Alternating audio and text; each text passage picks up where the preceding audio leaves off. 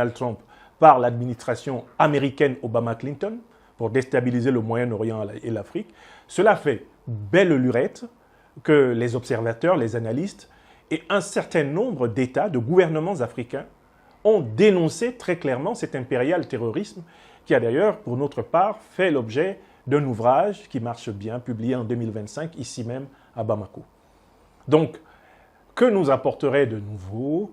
Eh bien, l'accusation formelle qui vient d'être réitérée par les autorités de la Fédération de Russie, dont les forces armées sont alliées des armées sahéliennes en lutte contre le terrorisme. Que nous apporte-t-on de nouveau lorsqu'on cite eh bien, la France, la Pologne, l'Ukraine, aux avant-postes de l'impérial terrorisme, alors même qu'on sait que depuis 2011, c'est la coalition militaro-occidentale de l'OTAN qui est à la manœuvre en Afrique. C'est elle qui a détruit la Libye de Muammar el-Kadhafi pendant 6 mois de bombardements illégitimes, injustifiés en 2011, tuant plus de 100 000 personnes. C'est cette coalition qui a déstabilisé toute la bande sahélienne et elle l'a assumé. Le président Emmanuel Macron, l'actuel président de la République française, reconnaissant dans le journal Le Figaro du mois de juin 2017 que la France a eu tort de faire la guerre contre la Libye, il en a résulté partout des États sahéliens faillis et des groupes terroristes qui prospèrent.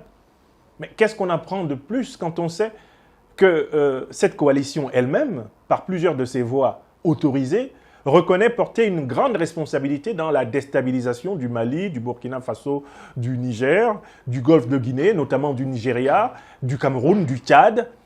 Qu'est-ce qu'on apprend vraiment d'extraordinaire en écoutant eh bien, ces informations nouvelles? Il y a quelque chose de très grave. Lorsque les officiers, lorsque l'armée de la Fédération de Russie rejoint les déclarations officielles maliennes, burkinabées et nigériennes contre eh bien, l'armée française, contre l'armée polonaise, contre l'armée ukrainienne. Ce qu'il y a de très clair là-dedans, c'est que ces 3 pays en particulier assument désormais de façon ouverte, et le journaliste de RTL, Georges Malbruno, l'a reconnu, leur rôle d'avant-garde dans la déstabilisation terroriste de l'Afrique. Jusqu'ici, la France, la Pologne, l'Ukraine ne s'étaient pas finalement assumées et affichées comme puissance à l'avant-garde de la déstabilisation terroriste de l'Afrique. C'est désormais un fait.